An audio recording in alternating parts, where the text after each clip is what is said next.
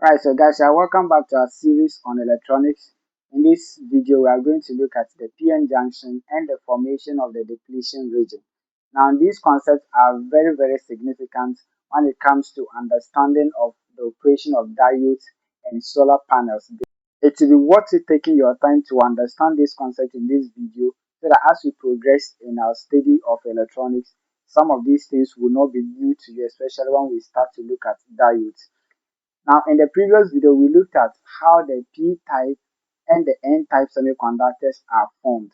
Alright, so the PN junction, as the name goes, PN means that it has to do with the p-type and the n-type semiconductors. Alright, so let's go ahead as we try to understand this concept.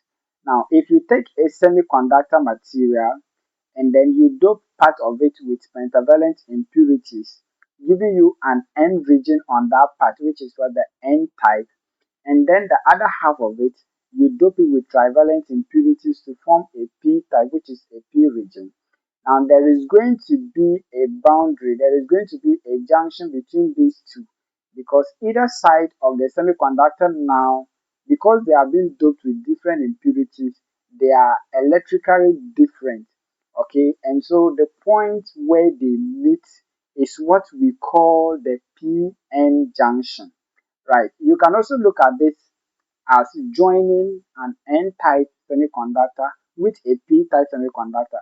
That at the point of contact, that junction, that point they meet there, is what we term as the PN junction. So the PN junction is a boundary that is formed between an N-type and a P-type semiconductor, or you can define it as the boundary which is formed when one part of a semiconductor is doped with a pentavalent impurity and the other side is doped with a trivalent impurity. I hope you can recall from our previous videos that within an N-type semiconductor, majority charge carriers are electrons and the minority charge carriers are holes which are thermally generated.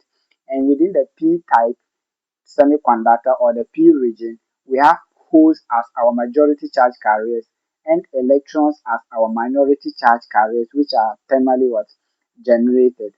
Now, even though these regions have been doped with impurities, the number of protons and electrons are the same. If you take the N region, the number of protons is the same as well, the number of electrons. So it is kind of neutral electrically in the same way in the P region. Now, at the point where the PN junction is being formed, the electrons and holes that are closer to the junction begin to diffuse across. And as they diffuse across, they get depleted to form what we call the depletion region. Now, when they get depleted, they are going to leave positive charge around the N region.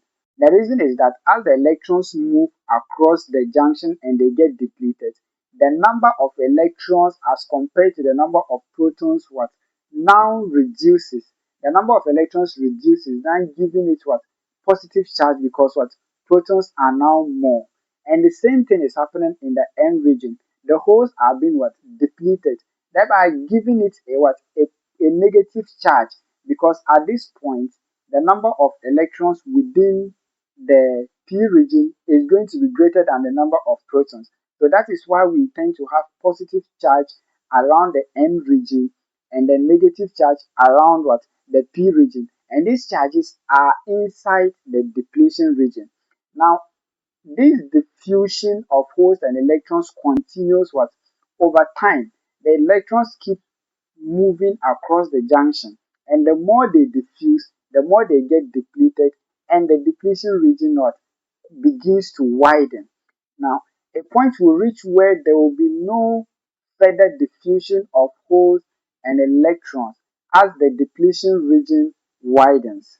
There will be a point where there will be no further diffusion of holes and electrons across the depletion region.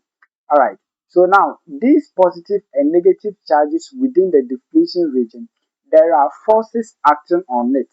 According to what Coulomb's law, there are forces acting on the positive and negative charges based on what? The Coulomb law.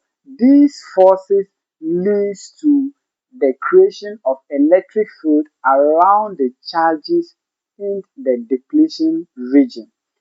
There exists a potential difference between the electric field that is created around the positive and the negative charges.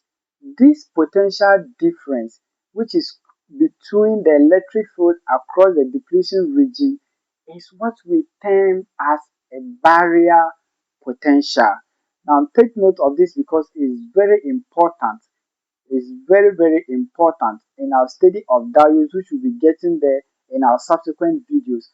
So the potential difference between the electric field across the charges in the depletion region is what we term as the barrier potential, and this potential is what prevents the further diffusion of the holes and electrons within the depletion region.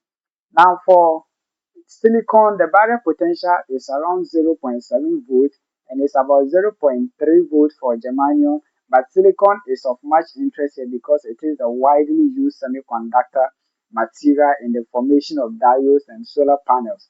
Alright, so this is how the PN junction and the depletion region is formed within semiconductors. These concepts are really, really very important. In our subsequent videos, we'll be exploring how important they are, especially when we start to look at diodes. See you in our next video. Thank you.